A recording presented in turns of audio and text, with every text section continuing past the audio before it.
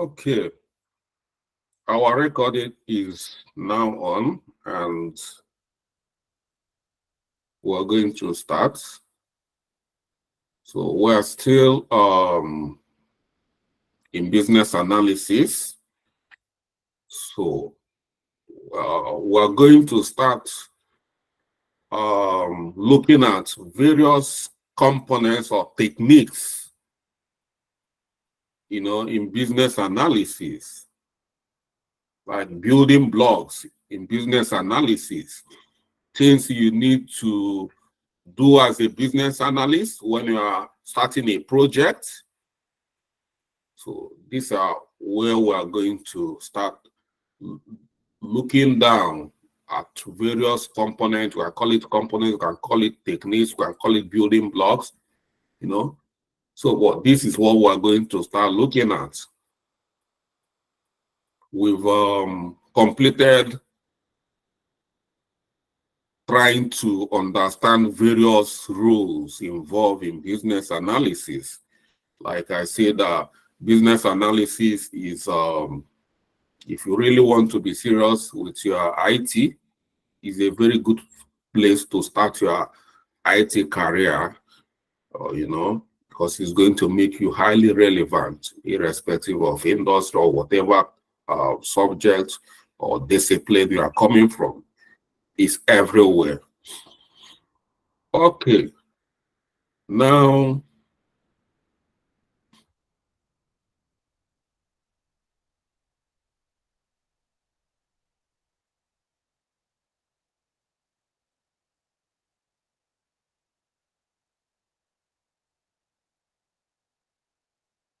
so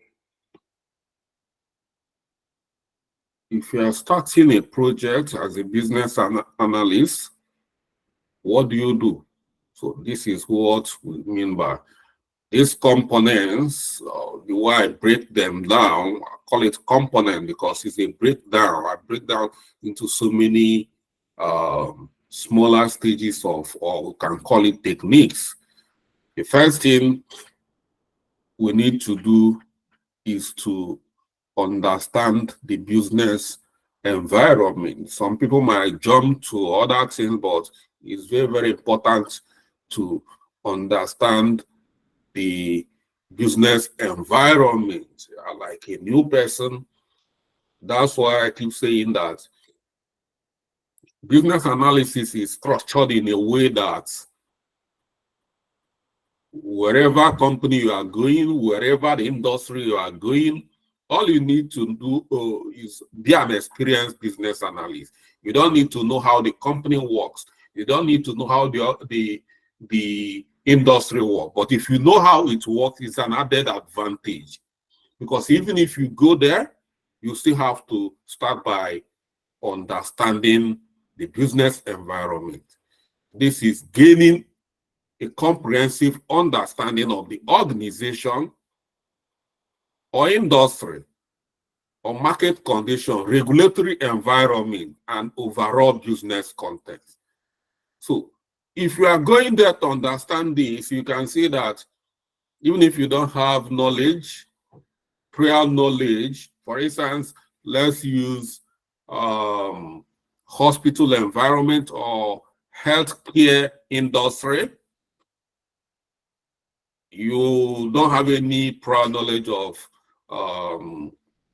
hospital environment, but you are sent there as a business analyst to go there and solve a problem. So getting there, you must get yourself acquainted and understand the environment. Every environment, they have a way. There's a lot of training going on within industries for new entrants within the organization. They must have to give you some basic training about their organization.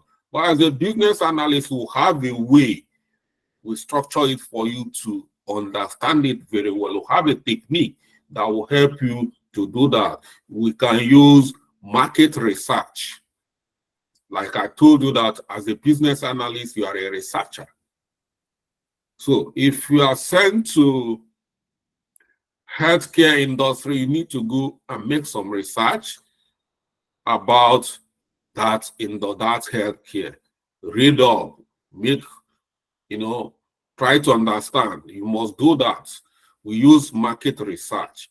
Then we use personal analysis. We'll talk about personal analysis in details. We use industrial reports and trend analysis. So these are various industrial reports. You see a lot of reports within that industry. I'm using healthcare industry, for instance. You read up report that will help you to understand the way it operates. If you are going to banking industries, you need to read up, understand various what's going on. If you, for instance, if you are going to banking or financial industry, you read up, you understand the fintech, what is going on, trend analysis. These are the things that will help you to settle within that job or within that industry. Then we have what we call, these are the most common technique business analysts do use to understand the industry or to understand the business environment. We call it personal analysis. So personal analysis, P here means political, and E means economical, S means social, T means technology, L means legal, and E means environment. So these are the key techniques involved. So these techniques can supersede every other, even if you know how to use this personal analysis, there is no need of market research, industrial, because personal analysis tend to cover all these areas. So looking at an example, let's see, using personal analysis to understand, if you are talking about CRM system or environment, we can use personal analysis to understand the regulatory environment impacting customer data handling, and market research to identify emerging trends in customer preferences.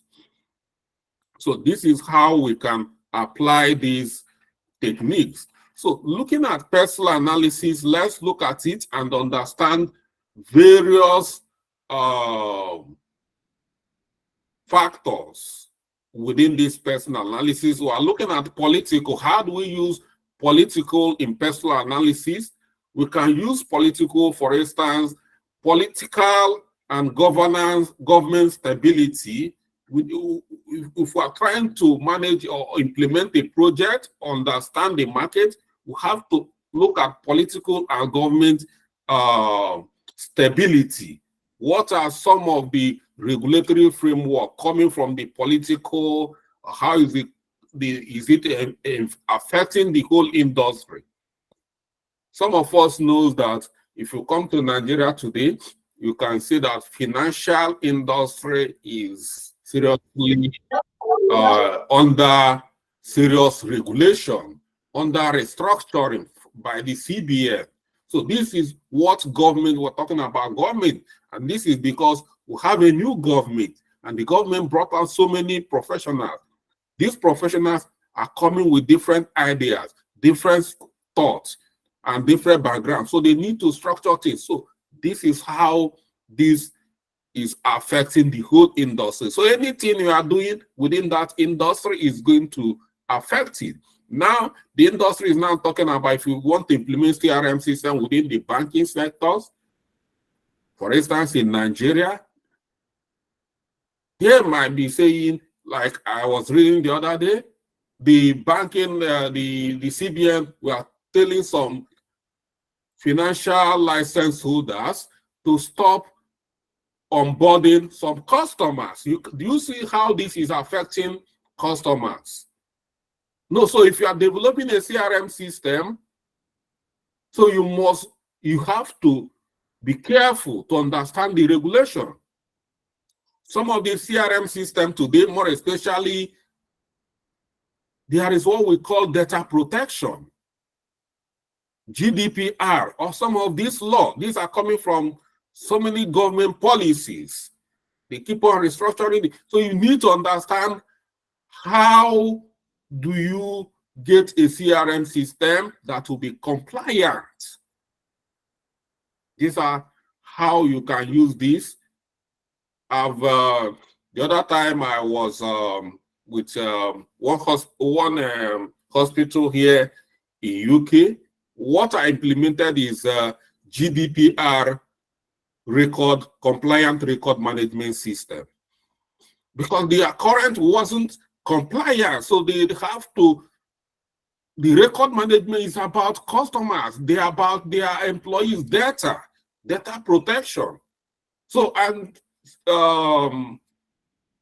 CRM system is all about data. Most of this enterprise solution we are dealing with is talking about data. Even ERPs, it's all about financial data, customer data. So this is all about data. So we have to understand how government are regulating the data of the customers. How do you use this data? How much amount of data can you keep? And how long are you going to keep it?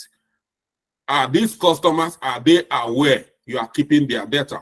Do they have consent you are keeping their data? Do they have rights to delete their data at any time they want? You know, those days when you are growing up, you find out that you submit a CV. If you submit a particular CV in a company, then you cannot go there to submit another version of CV because they already have in your CV. These days, companies, before they can keep your CV, they must have your consent. And every company, they must design their system that you have access to the CV you are keeping with them. You can log into the system and delete your own CV because it's your property. They don't have right to keep your CV against your will. So you can go to any place, all the places you have been submitting CV, and clean up all the CV and create another CV and start resubmitting. So this is data protection in action. So these are about political. Here we have others like political orientation, local and national election, taxation and current and future, trade union, war, both and the international, pandemic policies, grants, and other funding pressure groups. There's a lot of activities being motivated by political factors. Then we look at economical in this person. We have a national debt, consumer spending, government spending, inflation, unemployment, taxation, exchange rates, supply chain volatility, overall economic situation. These are a lot of things you need to put into consideration when you are trying to understand the industry, the company, and the solution you are trying to recommend for them.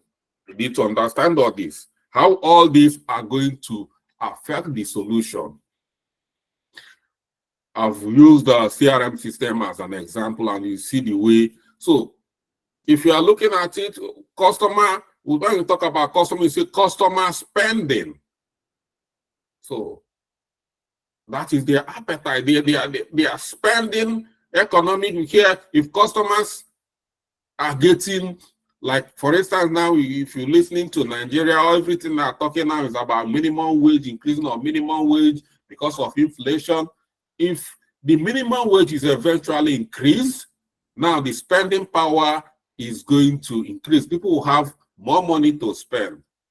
So, and this is about customer.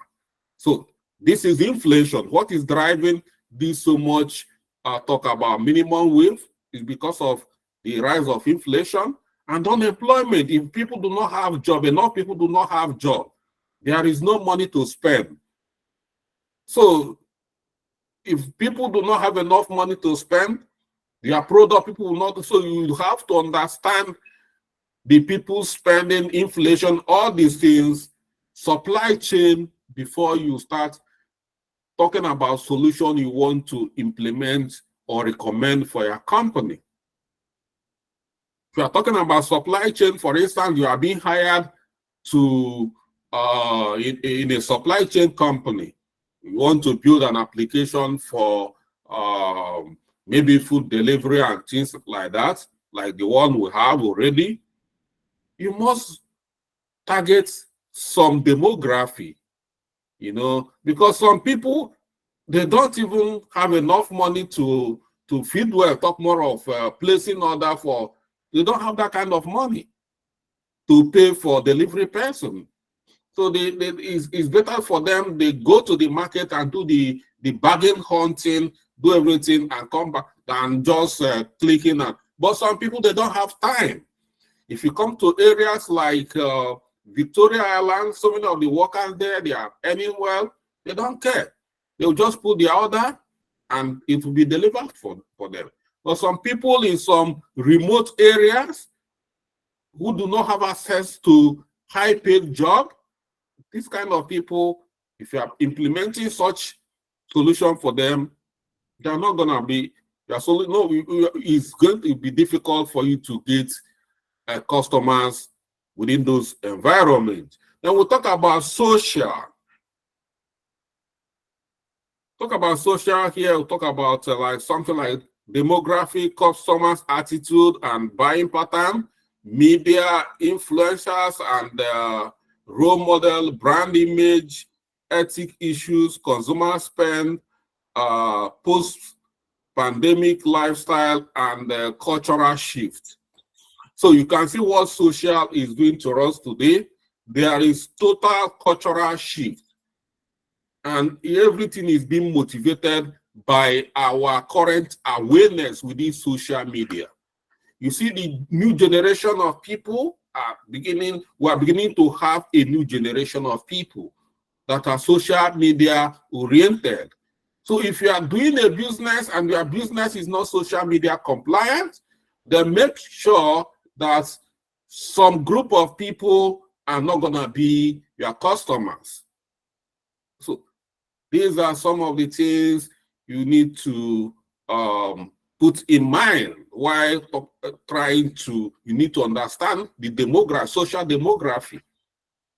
If you are trying to develop a CRM that is highly socially compliant, you must make sure that some of the CRM systems you are developing must be able to be integrated with most social media platforms like Facebook, Instagram, LinkedIn, because this is where you are going to be generating the lead to understand what customers are talking about your product. So it's key. So many CRM systems, they are not compatible with social media. So if you are a business analyst and now your company is asking you to give them a good research or implement a good CRM system that is social media compliant, then you have to be, very detailed when you are doing your analysis. You have to understand what are the CRM systems that are social media compliant. Compliant means that the system should be able to be integrated with most of the popular social media, because this might be where they want to be getting their lead. So if you just go and implement or recommend one CRM system because it's easier to implement or is cheaper to acquire and is not social media compliant, you've not done anything. So talk about technology demand, technology development, current and future level of research and development funding, intellectual property, right and copyright, life cycle of products, government investment in technology, internet connectivity. This is another thing. If you are looking at the kind of system you are implementing for your organization, you must understand the general technological climate. What is going on technological for you to understand the kind of CRM or solution or whatever. If it's in an environment where the internet connectivity is not very strong, then you might try to develop a solution or suggest or implement a solution that might not really rely so much on internet connectivity. For instance, you see some of us here in my courses here. I know what so many of you are doing. They will just go and download the videos to keep and watch later, because trying to be online and watch, they might not have enough data. They might not. These are a lot of things. So you have to put things into consideration.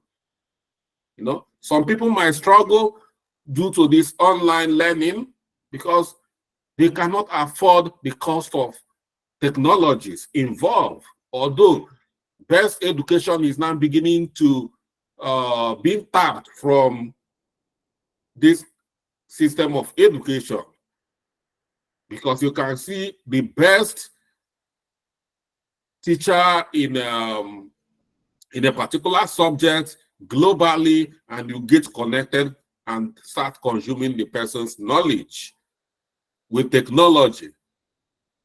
But for instance, if you are in some schools, it's whatever they give you, you take. Whether their lecturers are good or not, you don't have option, because this is what is before you and you cannot do otherwise. But if you have technology, you can just access for the best because you have technology. So these are some of the things you need to understand as a BE. You need to understand how technological advancement, consumption, accessibility, how it works, and how does it impact or how is it going to impact the system you are trying to recommend. We have legislation in areas such as competition, health and safety law, environmental legislation. You know, legislation here, regulation, I've spoken about data protection. These are regulatory processes that can affect what. So you must understand the regulation. What are the what are the current regulation regulating the solution you are about to recommend or implement is very, very key. These days, every technology, more especially enterprise application, must be compliant. Data protection. Even in Nigeria, we have global data protection. Whichever country you are, it doesn't matter. Even if your country does not recognize, does not have any domestic or national legislature or regulation that is governing data, we have a global data protection that covers everybody, determine the way you use people's data. And if so many of us know when this nearly brought Facebook down, because people started putting up litigation. Facebook is using their data inappropriately. They are selling their data to big companies to make money, and it was a big issue for them. So the last and not the least here is the environmental factor. Global warming, pollution level, plastic waste, attitude to customers, media, uh, protesters, and lawmakers on the environmental or renewable energy, the frustration, green users, sustainability, and environmental protest. So everything about environmental degradation, you know, you must understand how that is connecting to whichever technology you are bringing. These days, you can see that in Western world, there is a serious shift from this carbon monoxide vehicle to a greener. Every company here, or in Europe here, even in America, it has been stated when every company or when they are going to stop using petroleum oriented vehicles. They are seriously planning to migrate to electric vehicles and other greener or better energy, cleaner energy. So these are the things you need to understand. If you are working in an automobile company, so these are things you need to understand. Whichever solution you are implementing, you have to understand how these environmental laws are going to come in place. Because after spending a lot of money implementing a solution and is not environmental friendly, and most of your customers are environmentally aware, then it's going to be a problem. You are not really doing any good to your company.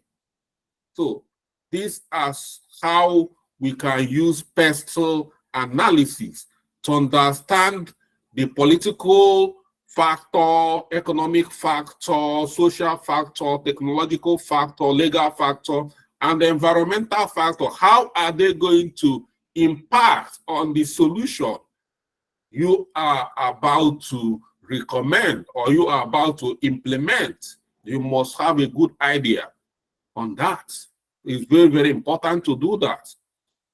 So you can see that pestle analysis is really very important. It will help you to understand when you apply it, and when you are talking to your stakeholders, they will know that you really have done a thorough analysis, you've done a thorough research. So this is what we call is market research. It's an embodiment of market research, market trend, everything is embodied in this pestle analysis. So, like I said, as a business analyst, you can work anywhere. Because with this kind of technique, it's very easy for you to understand any environment you want to come in and understand how they work, and that is it. So you don't need any prior knowledge. So, but if you have a prior knowledge, it's an added advantage. And so many companies are looking for those who already have prior knowledge, because they want assurance that you can do, you can deliver, you can do the job. Okay, that is it about pestle analysis. We are going to cover another techniques, and this is stakeholder analysis or stakeholder management. So we are going to do that, and when we cover these two techniques, I will cover business environment, and then once you understand the business environment very well, then the next thing you need to understand are the people you are going to work with. You've already understand the business. For instance, if you are new to healthcare and you have been employed by one hospital here in UK and we call NHS. And with this, you come to understand the NHS. You know, most of their system is managing patient record. So you must understand a lot of things going on within the patient's environment, their record management system and things like that. So it's not going to be the same ERP, the same enterprise application. Their own is patient oriented, and the way you consume patient data is different. The way you'll be consuming other customer data. You know, the way you consume or manage, because most of the the data we are talking about here are very sensitive data. We're talking about persons' health history. These are some people will not want you to know anything about their history, their health record. You know, they don't want to know that. Even some married people do not, you know, tell their husband, or some husband do not tell their wife about their medical record. It's for you to know how sensitive this can be. So this is so the way you manage information here is different the way you manage information if you are working with Amazon, because Amazon is just credit card, things like that.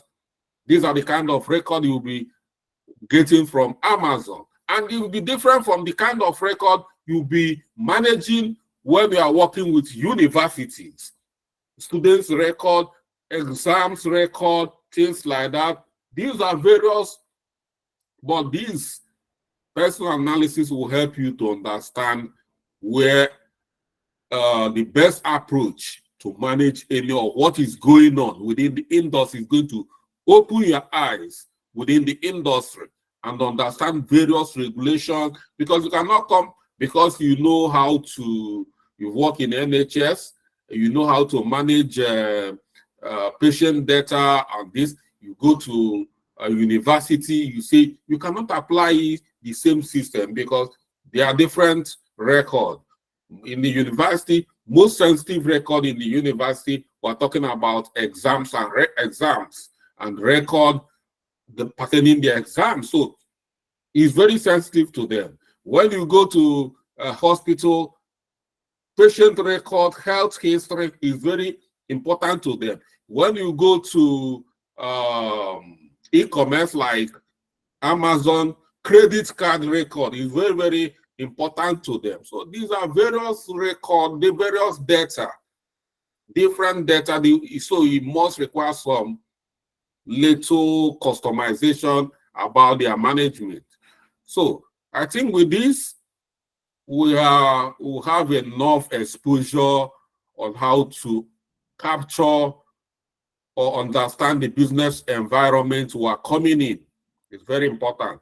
Once we understand that as a BA, the next thing is, who are the people am I going to work with? These are the people we call stakeholders. Stakeholders are, we have external stakeholders, we have internal stakeholders within the organization. You have to understand these people. Are they internal stakeholders? Are they external stakeholders? You need to understand them. So, and this is what we are going to do now. So we've done stakeholder analysis. During the project management, we didn't cover this personal analysis, but I was waiting for us to do it here. So let's refresh our mind on stakeholder analysis. We've done this. So if you do not know your stakeholder analysis, how to do stakeholder analysis at this point, well, you are lacking. You are lagging behind, because we've done this, but we're not going to skip it. So stakeholder analysis is identifying and analyzing stakeholders who are involved or affected by the project, understanding their interests, expectations, and influence on the project. We know that already. And what are the various techniques involved in stakeholder analysis? They will have different techniques.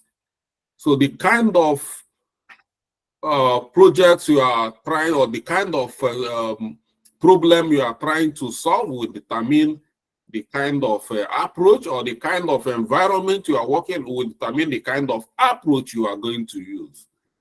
So if you are working within different focus group, when we talk about focus group, we'll talk about, maybe you can say, different departments, then you have to apply different. If you are just have to talk to your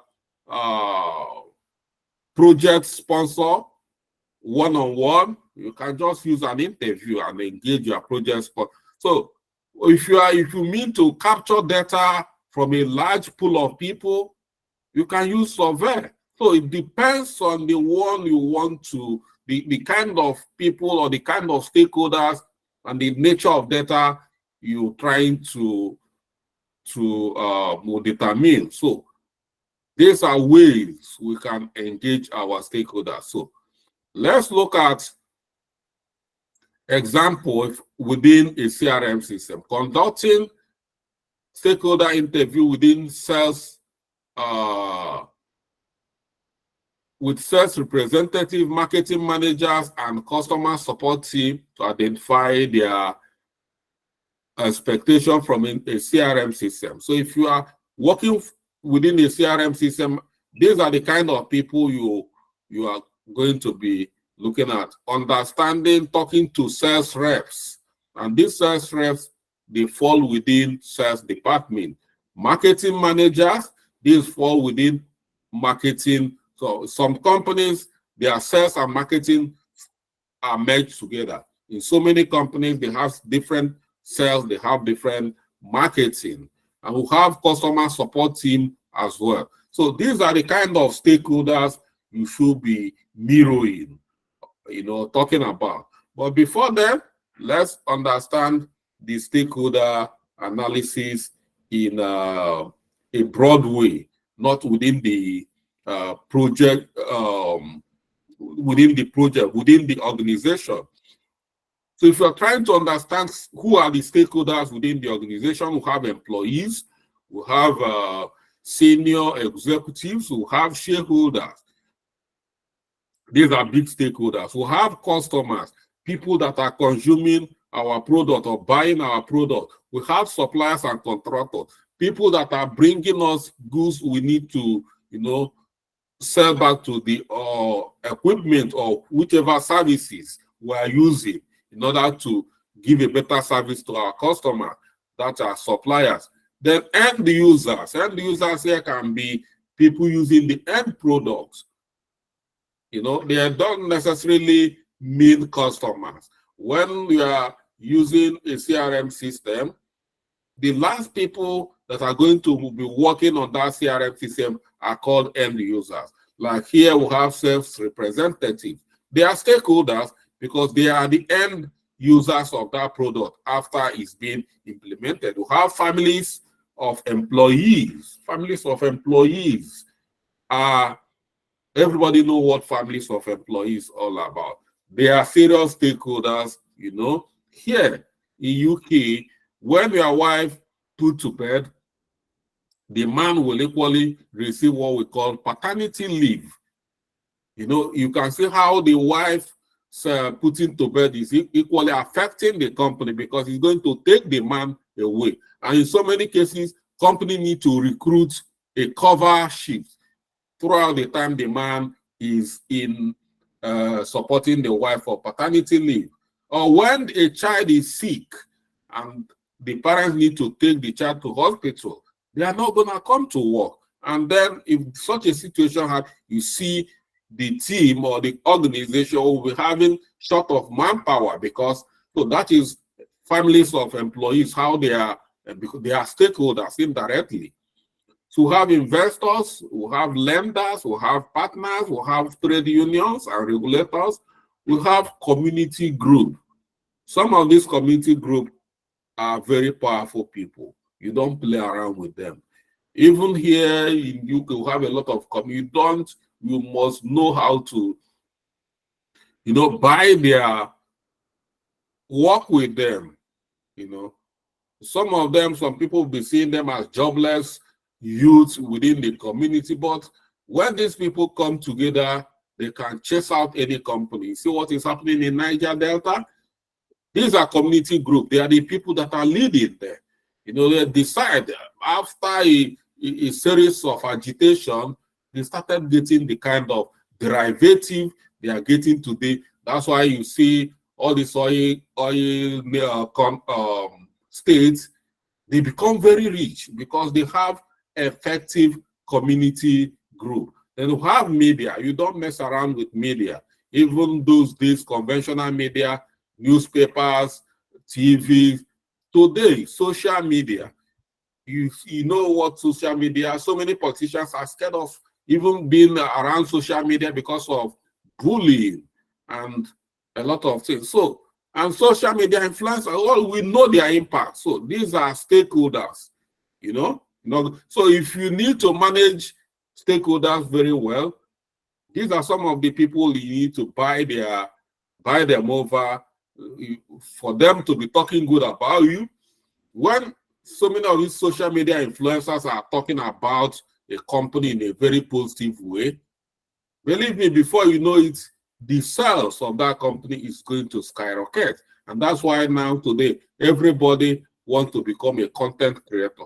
Everybody wants to become a social media influencer because there is money there.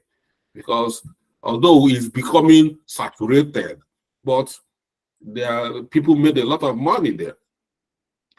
And then government, last but not the least, they are big. Government is a big stakeholder in an organization. We know that. Anywhere around the world, you cannot build anything without getting local council approval. Not only in Nigeria, in UK as well. So you must get approval.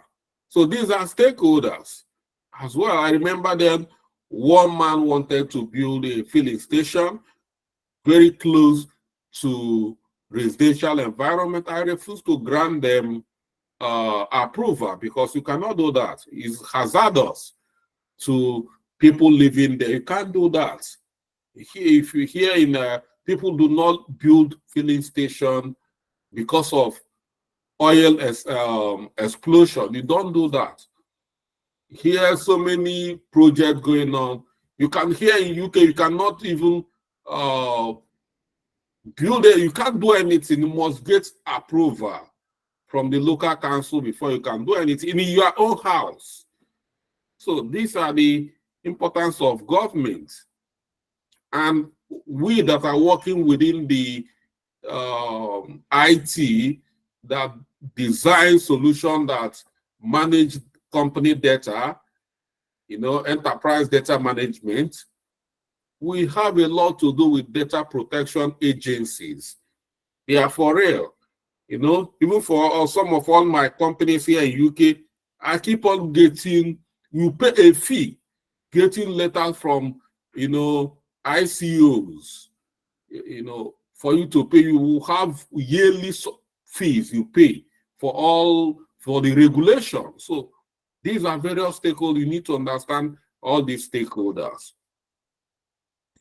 And then organizational stakeholders are different from the project stakeholders, but most of the time, the project stakeholders are going to be, extracted from the organizational stakeholder.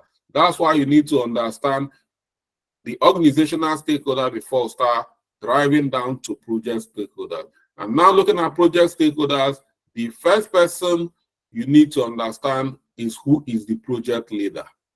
The project leader is a big stakeholder, and that is the project manager. Then we have project team members, we have process owners, we have people who work on the process, we have consumers of the process output, we have suppliers of the process, we have operations manager, we have finance manager, we have procurement manager, we have HR, so training manager.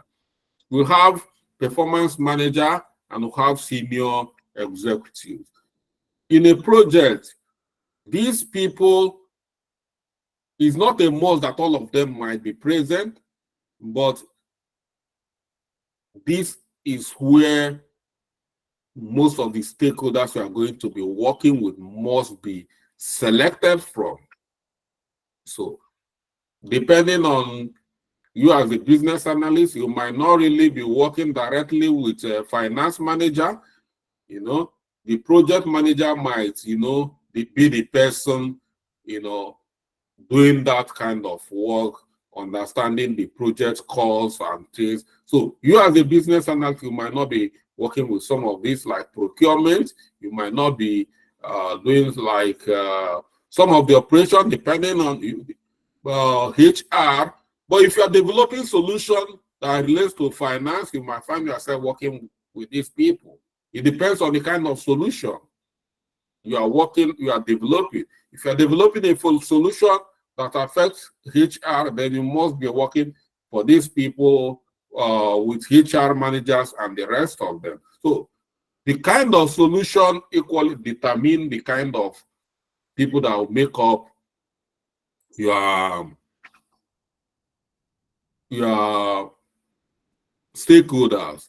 Here we have suppliers.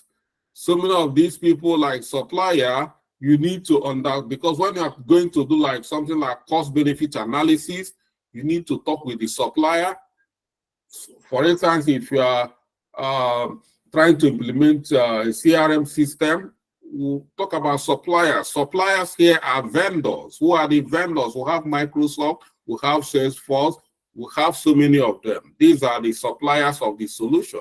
So you need to understand those people. In Microsoft, they have technical partners or they have vendors. You might not go directly to these people. You might not go directly to Microsoft because they have technical partners you work with. I'll see the other time some people are posting on Facebook that Microsoft is leaving Nigeria. To be honest with you, I don't see what Microsoft as an organization is doing in Nigeria, because what are you doing with them? Their product is not being consumed directly. So they have vendors that are selling their products. So many of these their vendors, they are in Nigeria. So many of them, like people like KPMG, we have Accenture, we have Pricewater. These are vendors of, so many of them, these are people that help you sell or even help you to develop or even manage some of the enterprise solution coming from some of these big companies like Microsoft. So when they have some people like that, like KPMG, Accenture, most of the solution I develop here in UK, I'll be working with people like Accenture. They are employees because they are the technical partner. So it might be difficult you getting to work with Microsoft itself, Microsoft Corporation. So Microsoft leaving Nigeria, for me, doesn't mean it doesn't, because if they are not leaving Nigeria because of our economic meltdown, no, they are not leaving Nigeria because of insecurity. No, they have done their feasibility study and say that what are we even doing here? Most of our product is a global product. They don't even need marketing. So what are they doing there? So why are they buying big houses in Victoria Island and paying big bills for what? So that is it. So these are various stakeholders involved when we're trying to understand project stakeholders. So you have to try to understand who are the stakeholders, try to identify them. And when you identify them, then you engage them. So now how do we start this stakeholder analysis? The first thing we need to do is you must do a brainstorming to identify these people. So brainstorm the individuals and group who may have stake in your project. So looking at the pool of stakeholders I've shown. So if you are starting, you come up here and look at this pool, ask questions, and you should be able to select the people that you need to work with. If you are a business analyst, during your brainstorming, if you come here, you see maybe you do not even know who the project manager is. If you are being hired directly from the HR, then you need to ask about who is the project manager. So from there, you've identified a project manager, project team members. Then you can ask who are the team members, who are the process owners. You start asking questions. If you have this kind of diagram in your hand and using it to ask questions, it's going to be very easy for you to identify all the stakeholders you need to work with. You have to go and identify them. They are not going to come and look for you because they are very busy people, you know, because everybody believes you know what to do.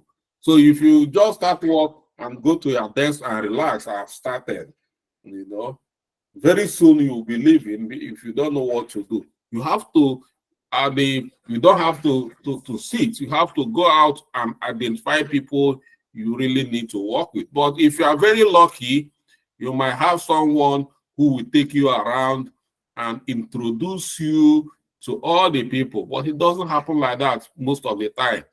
Sometimes you must just see yourself in a very big, strange place. Everybody seems to be very busy, more especially here in UK. Everybody is always busy pursuing what I don't know. But it's a very busy, everybody is on a fast pace. So we have number 2 is to sort them by their power and interest. Once you identify them, we've done that, we'll use a power grid to sort them, then plot them on the power interest matrix, identify the gap between the current and the desired involvement level, and create a plan to manage the ongoing communication. So here we move. Number 1, here we are trying to identify the stakeholders. So these are the stakeholders here. This is the project leader. We are using this diagram. We call this diagram affinity diagram to sort them out. And plotting them within this diagram is helping us. At the end of the day, you can see these are the customers of the, company. So you can see them, they are a bit outside the company. So this is the company, this diagram, everything within the diagram or within this circle is the organization. The smaller circles is the project, and this is senior management. These are other internal stakeholders. Everybody here is internal to they are internal stakeholders. And for now, these are the external stakeholders who have customers. Then, once you'll be able to sort this thing out, you can capture them here with using a table like this, where you capture the stakeholders' name, their position, their project role. When you say position, you need to write their position in the company and their project role. So now, a finance manager in the company, in the project, the finance manager might become the project sponsor. So you see the position change. You cannot come to the project role and say finance manager. You have to use the appropriate term. He is the finance manager, but he is the person that is requesting for ERP, particular ERP system, to help him and his department. So he's the person that is sponsoring this project. He's the person that is securing this funding from the organization for that to happen. So he's the project sponsor.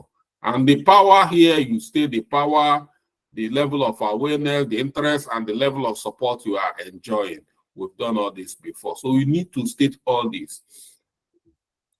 And then to understand the level of power, if you are still not enough, you want to use a detailed method, you can use this power grid and plug them in a power grid. It's not a must you use all this, but why we are using this is to help you and be comfortable, making sure that you know what you are doing, and that's it. And somebody who might be interested in your documentation people will develop confidence in you when they see your level of work and the level of documentation, your level of analysis.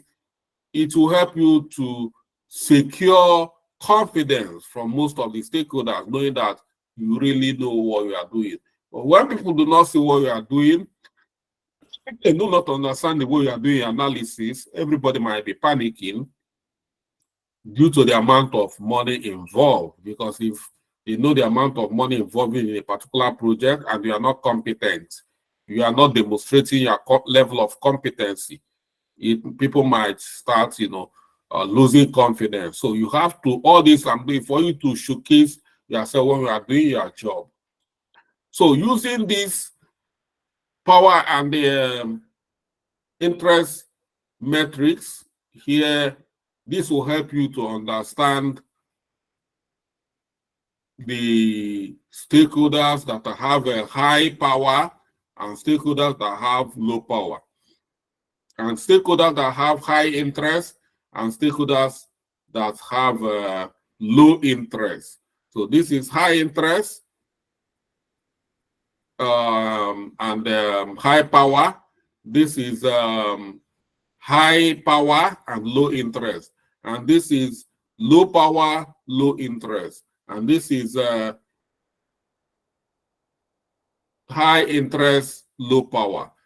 Under high power, low interest, these people, you need to understand them. These stakeholders, they have powers, but they don't have much interest in what you are doing, because it's not it doesn't really fall under them. It's not their project, it's your project.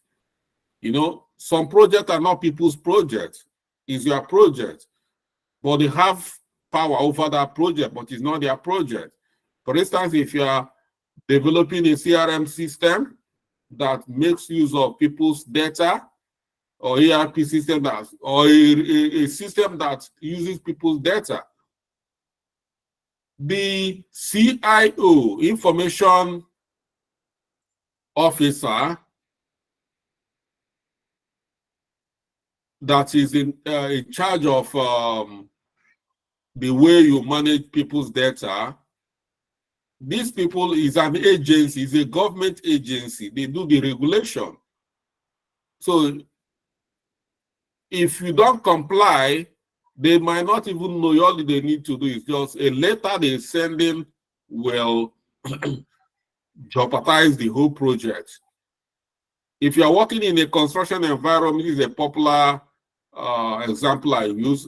Health and safety officials, they don't know their project. Your project is not their project, but periodically they move around to see what is going on, look at various projects going on, and see which project is compliant and which project is not health and safety compliant. And if they come to your site and your site is not compliant, they don't know you, they don't care.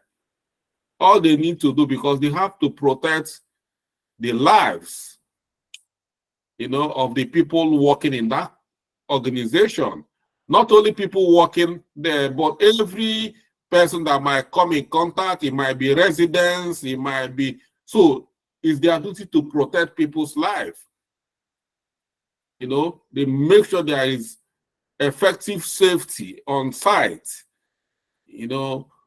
Some of the method statements you use have to be up to date. Some of the equipment you use, like fire extinguishers, they need to be up to date.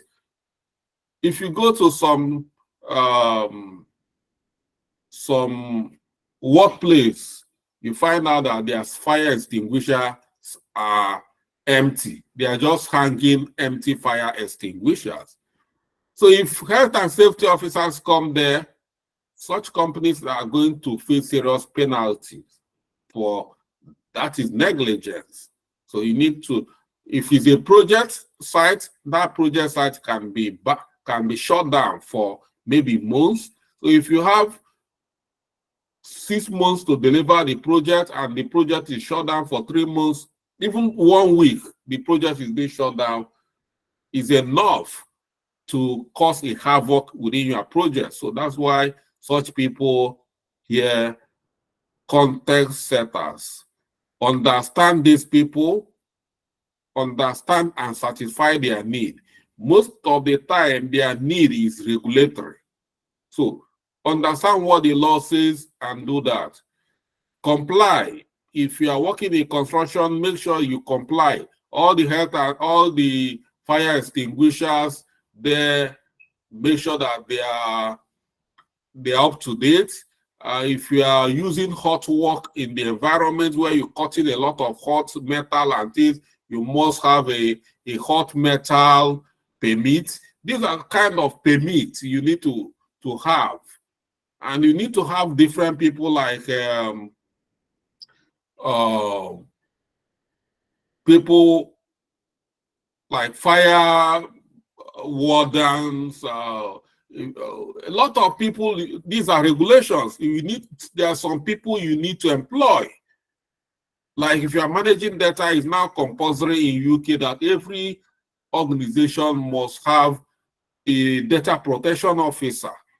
So if data protection agencies come and they require for a data protection officer and you don't have a data protection officer and they are there going about collecting people's data, credit card information and this and that, this could be this could attract serious penalty from the government agency. So these are, you might have some people here within the organization. It's not only external bodies. You might have some people like, for instance, let's say you are working and you have finance department. At times, they might want to know how you are spending the project money. Compliant, you must show, you know. So these are these kind of people. So if you are working, you need to show documentation how the money is being spent. So these are some of these. Auditors as well, they fall into this type of group. Then we'll have people here. There are people that have high power and they have high interest. They are the most of the times they are the project sponsor. So they have interest in this project because it's their project. They initiate this project. Their interest is high and they have high power. So they want to do everything to make sure that this project is working. And you, being a project manager or a business analyst working here and you don't know what you are doing, they are going to fire you because you are going to be a cog in their way. They want to achieve this. So, but if you are ready to work with them to make sure that they are going to support you, they need to do everything, give you everything. But for you, you must make sure that these people engage them and manage them actively. Make sure that nothing comes to them as a surprise. They are stakeholders. Just like when you are producing this t-shirt. So many of you kept me in the dark. I don't know what they are doing. You know, some started using different colors. I don't know what they are doing. But I'm the person that initiated this project. I'm the person that asked you people to produce a t-shirt. There's a way I want you people to look. There is something I want to achieve by doing that. You need to be professional. You need to be presentable. You need, so you need to understand the picture, what I want. Even if what I want for you, you think is not, you can make suggestions. So many of you suggested for me, do we use white? Do we use this? That is good. You are engaging your stakeholder. You know, you need to, if you feel I wanted the greenish blue and you feel it, don't just go and start telling the printer, use white. I don't think. Now the printer is telling you what to do. Use that. Have you consulted your stakeholder? You know, some of all these things are not there. You are equally here to learn. So you need to consult the main stakeholder, the initiator of that project. So try to understand their expectation and do the expectation. You see, so many of you that have been carrying me along, you see, both of have become very close to so many of you here, you know, become friends, because that is how it works there in the outside world. When you are carrying stakeholder along, trying to do what the stakeholder wants, engage the stakeholder, even if you are having challenges, try to solve your challenge with the stakeholder. Before you know it, you guys will become friends. And once you become friends, you find out your project will become very smooth. You become very happy doing your job. But when you are not happy with your stakeholder, you are not carrying them along, I'll be hearing what you are doing from a third party. I'll be doing here, maybe you post something, I see what you are doing. I don't even know what you are doing. You're having challenges, you are not talking to me, I don't know what you are doing. So that is how you are going to be shut out. Like so many of you in the States, they are just trying to, some of them are having challenges. They are not communicating with me. Do you think I will start coming to chase you around, do this and that? I'm not going to chase you around. It's your duty to chase me around. All I need to do is get rid of you and get another person that can do the job. That is the way it's done in outside work. You find a stakeholder here, because you are implementing a CRM system, you think that CRM system you are doing is the only thing you are doing. That CRM system you are implementing might be just like 1% out of the whole 100% of things, worrying the man.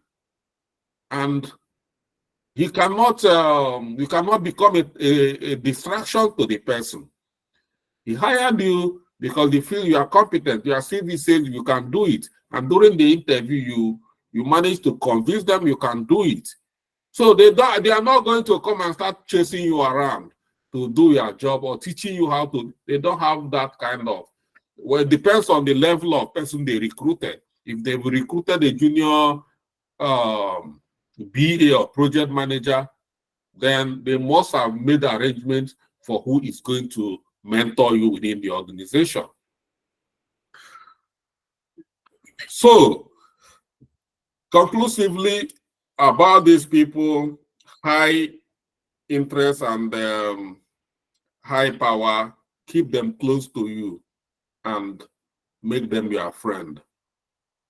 Then we have people here, crowd. You see here low power and you see here low interest. They don't even have power and they don't have interest. These people, you have to be careful the way you deal with these people. They can be spoilers, you know. I'll use construction industry.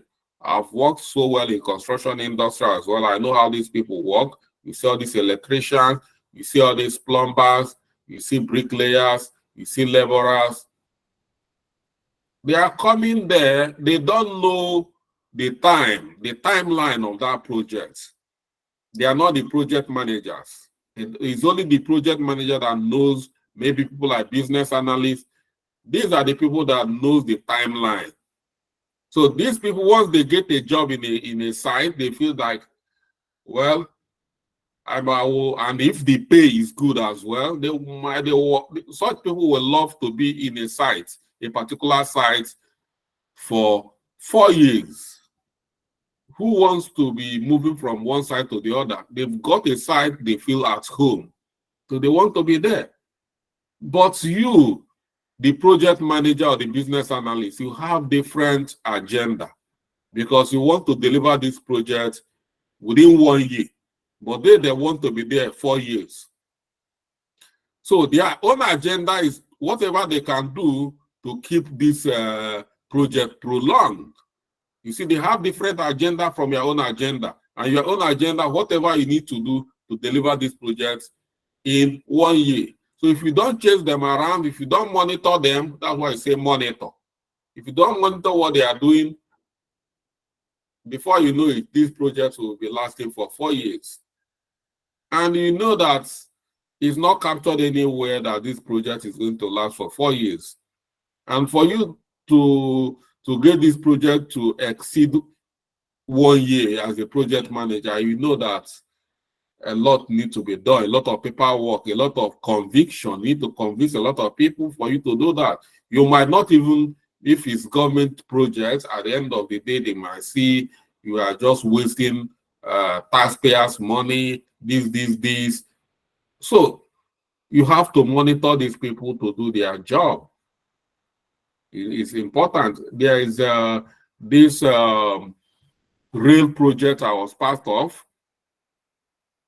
And some of us, when we are working in this rail projects, we belong to this kind of people. I was working as a, what they call it, junior health and safety, we'll call it CP2 then.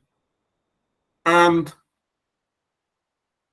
in this project, we see a lot of people, because that money, that project, we call that as a cross rail project, or this high-speed rail project. Is a lot of money. It's paying very good amount of money. So everybody within that project is very happy. Nobody wants that project to come to an end because of the amount of money we are getting paid from that project. And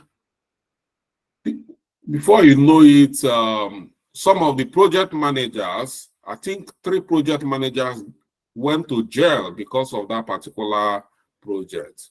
So you see what I'm talking about? Because they are not compliant. This is government project. This is federal government project.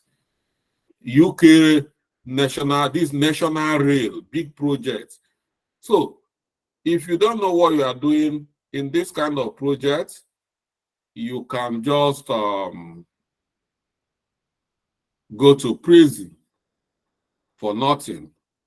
So you have to be careful as a project manager. You know, project management, that's why some of us in some projects, you will look so juicy, we do this, but some of us, we want to be working as a business analyst. Why? Because we don't want any accountability. You just want to do your job and go home and sleep with your family. But the project managers, so many of them, when they go home, they don't sleep. So a lot of accountability, you know. This our little project we did. Do you know that some of these projects lead, even by past 1 midnight, I'm still chatting with some of them.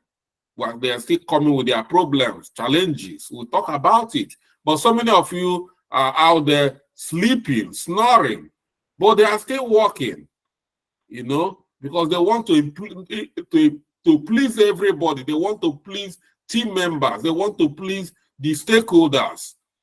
Midnight, some of them are married. But the midnight, they are still looking for solution, how to do this. Some of them, do you think their husband will be happy when the husband will be busy waiting for cuddle and the wife is still there working? It's not, they are not going to be happy. So, but some of you do not understand all these things. So that is it.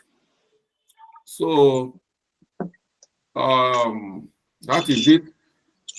Some people here, you need to monitor them to do their job very well so that you can maintain your timeline. We have defenders here. Defenders here are the people, mostly people that are going to use the end product. Let's use CRM system here. Defenders here can be sales representatives. These are most of the time are going to be the end users of some of the CRM system. They are going to be using it on the day-to-day activities, doing their job. You know, like some of you are telling me that they have knowledge of CRM system, which I say good. Having knowledge of CRM system is good. How to use it is good, but implementation is a different ball game. You know, so that is it. So please put yourself on mute if that water is running from your end. So that is it. That is how you see how I can use these metrics here to analyze my stakeholders and put everybody where they are supposed to belong. And I'll be using these key words to manage everybody. I'll make sure that if you are here, I'll continue to monitor you. I'll make sure that if you are here, I need to understand everything you need and I'll give it to you. If I put you here, I'll make sure that I actively engage you, not stalking you anyway, but actively engage you. And if I keep you here, I'll make sure that I'll be releasing some information from you. Consider because we are going to be end user, most of them will be anxious to know the outcome of the project because this is what they are going to be using. So I have to consider and I have to be releasing some information about the progress for them. So that is it. And these are some of the documentation we are going to use. We see this already before, like this is a template we are going to use to capture stakeholders when we are doing stakeholders. Number one in this is what we call involvement planning worksheet. Here you need to capture stakeholders' involvement. Capture them through this. All of us here should have this by now. And then we have number A. Here is where we capture the stakeholders, capture their interests, capture their numbers, everything we need to capture about them. We capture their interest, support, and everything. Contact information and all these things and even feedback. This is it. Then we have involvement worksheets where we need to capture their level of analyze their involvement. And then we have communication action worksheet where we need to use to capture the plan or design a plan on how we need to communicate them by capturing their method. Some of the stakeholders who might be email, some might be phone number, whichever method you capture it, and who is going to be communicating with the stakeholders, how often, and we will be capturing feedback as well. So this is it. And that is all about stakeholder management. Once you have communication worksheet for ongoing communication, is an ongoing communication.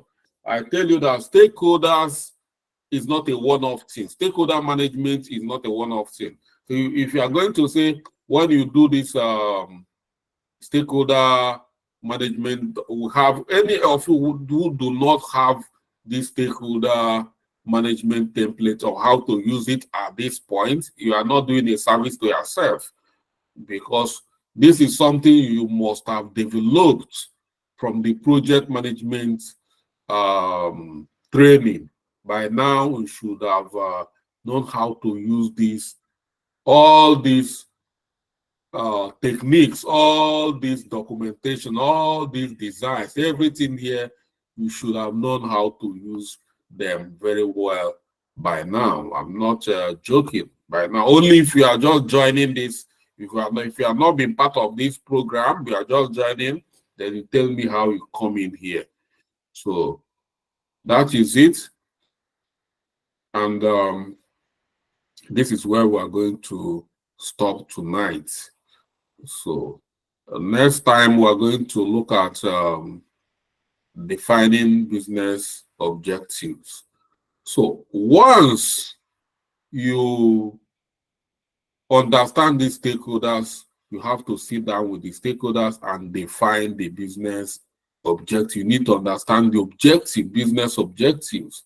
So because these are the people that are going to help you to understand it. You cannot just go to company's website and start reading the website. I could remember those days we were starting this work. Give me a second. Let me plug my my system is running out, is running low.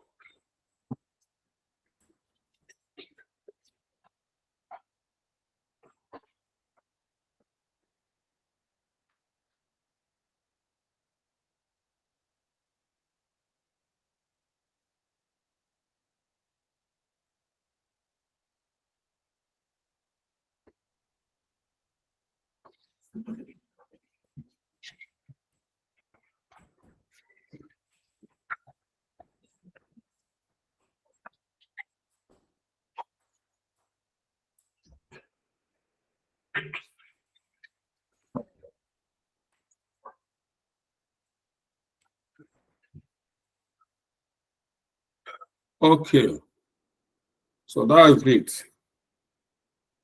So thank you for keeping the noise low. I really appreciate that. So we're stopping here for tonight, and I'm ready for your questions so we can call it a night.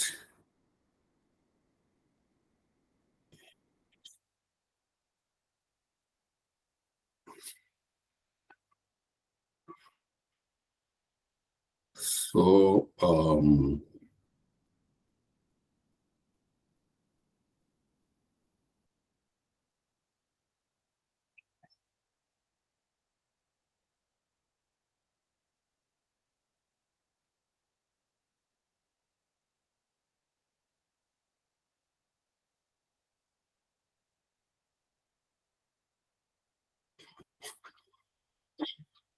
so just make it snappy. If you got a question, you see this class lasted more than 1 hour. I don't like my class lasting too long, so that's why I saw my class is 1 hour. Even if I'm trying to run more than 1 hour, it will just be 1 hour 30 minutes. So I see some people they have classes run for 2 hours, 3 hours, or it start getting boring.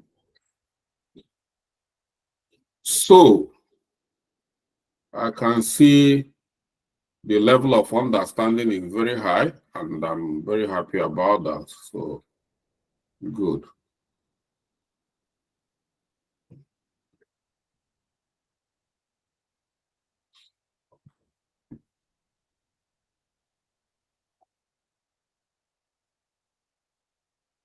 Okay.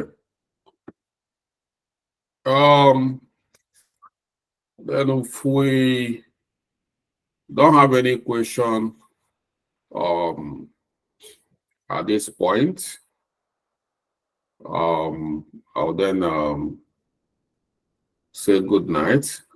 And for the team leaders that have not, if you know any your group or your team leaders, they have not submitted their list, please try to do that, because those that are ready are those that will start onboarding. If that my onboarding for this project will be out of that list. So I'll receive some lists. So very soon I'll make out time with the team leader and the rest people, and we'll start onboarding so we can start arranging our project environment the way it should be. So that is it. And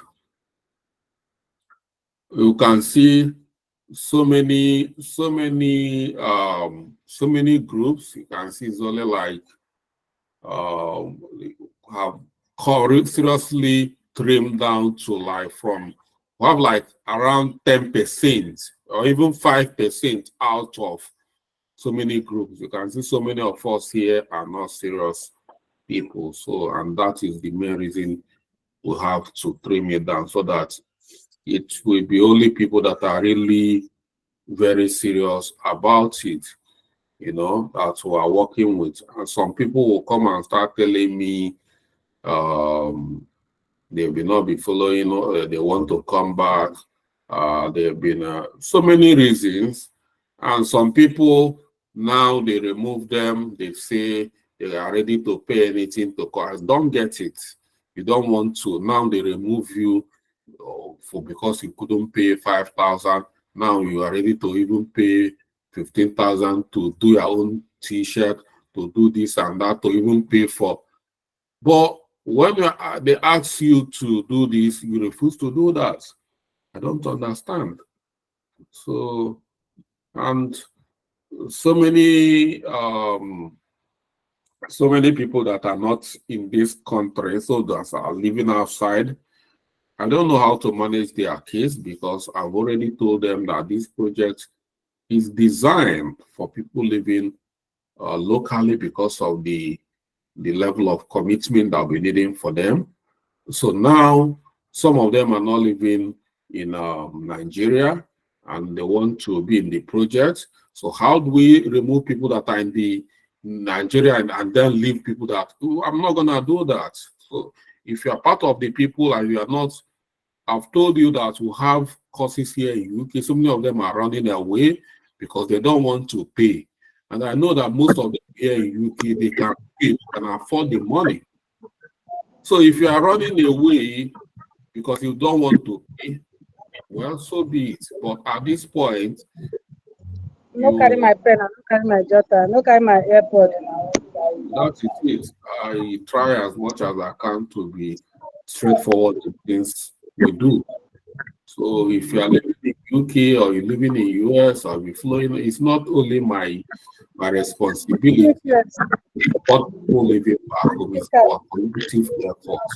So you have to buy my course where you are, buy the international one, so that we can be able to be having more of this back home. That is my take on that. And for those who are serious, good and fine. I will always try as much as I can to make sure you are every time you spend here, you is something you have to keep testifying about it. You know, with the little activity we've done, I'm very happy so many of us are already securing jobs. You know, I'm serious about it. All these jobs, I've passed the stage of trying to say that somebody got a job and the person, because I'm not impressing anybody. I don't want to impress anybody. I just have to say the truth, and that's it. I've gone the stage of playing to the gallery to please people. People will not be pleased anyway. All right. Thank you, and good night. Thank you, sir. Thank you very much, sir. Thank you, Good sir. night, sir. Good night, Sir. Thank you, Good sir. night, Mr. Charles. Good night, Thank you, Mr. everybody. Child. Thank you, Mr. Good night, sir.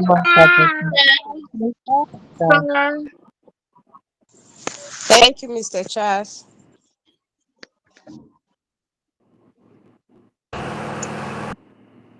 Thank you, sir. Good night, everyone. Thank you, Mr. Thank you, Charles. sir. Thank you, Mr. Charles.